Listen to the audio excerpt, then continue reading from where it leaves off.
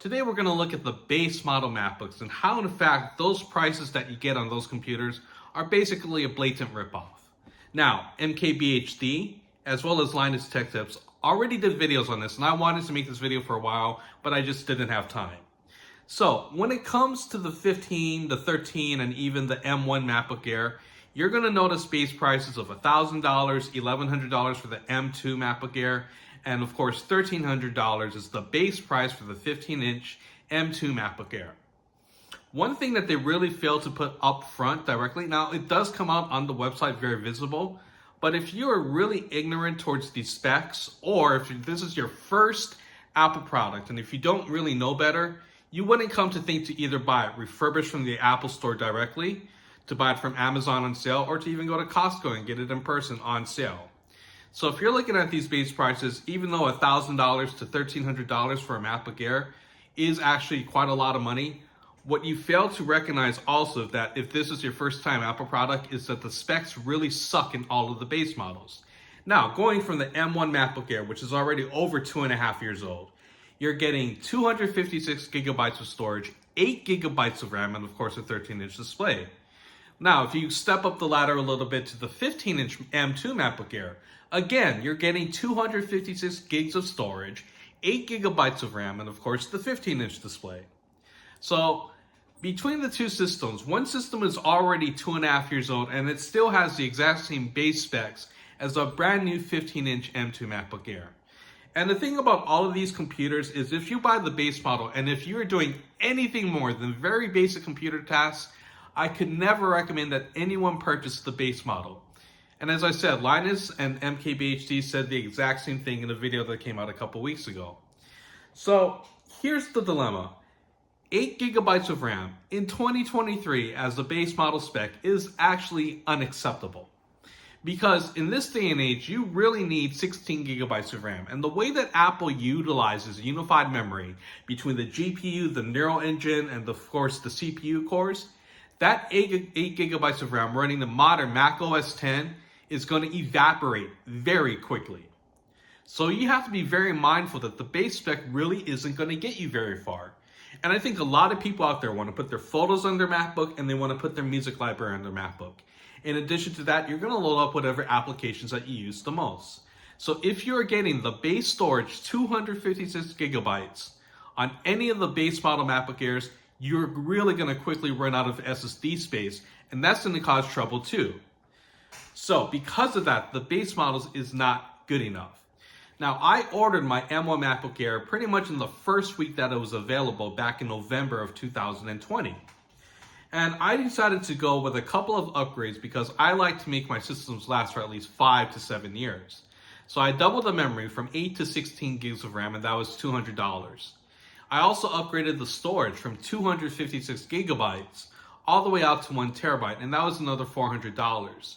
However, I utilized the college discount that is available pretty much to everyone because Apple doesn't really verify your student or employment at a university.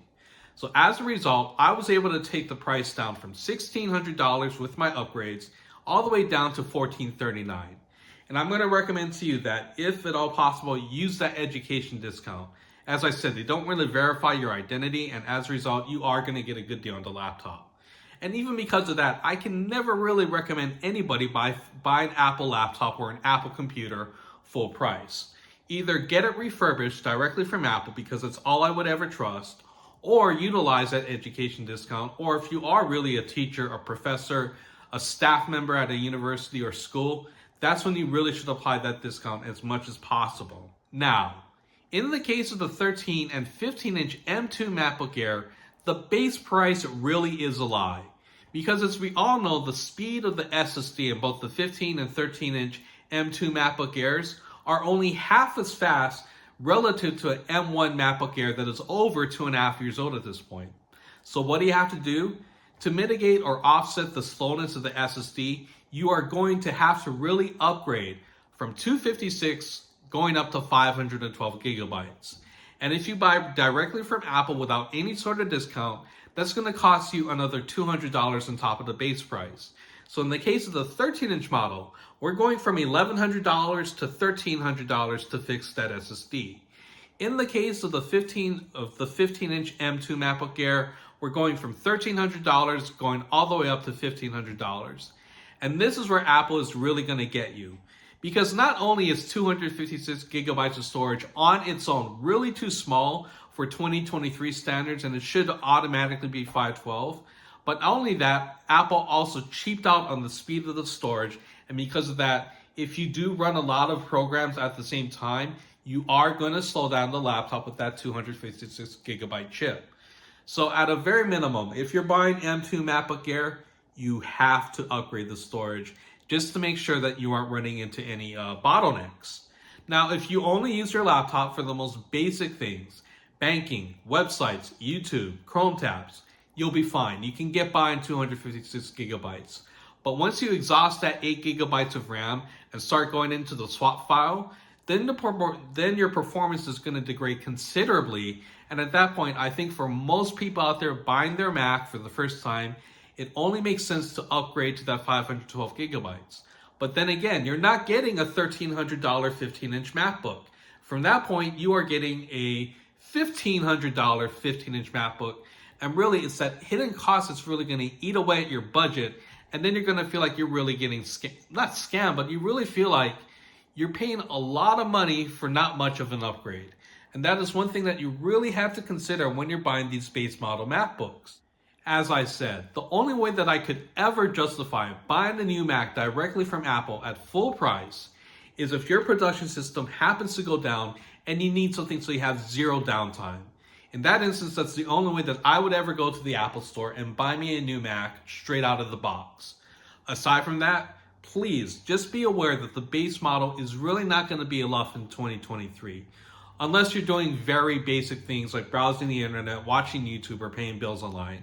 Aside from that, the base model is a lie. You should always upgrade your storage no matter what. And if you can, really seek out and try to upgrade the memory as well. Because over time, the programs are going to get larger and larger. The operating system is going to become more bloated. And as a result, you're going to be running up against the wall when it comes to system memory. So I would say, at a minimum, 512 gigabytes of RAM of storage, 16 gigs of RAM if you can afford it. And at that point, take the base price, add $200 because you're going to be increasing the storage size. And that is what you should realistically be expecting to pay for any new Apple MacBook without any type of discounts. So just be aware that the base model is a lie. Don't rely on it. And I think that's the best way to go about buying any new machine directly from Apple or from any other retailers. All right, that's about it. Peace.